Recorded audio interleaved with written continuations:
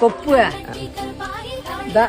இது முறுக்குச்சி, இது லோலாக்கு. லோலாக்குப்பா விழுந்துருச்சா? சொல்லுங்க. இது எதிரிக்கல்லு.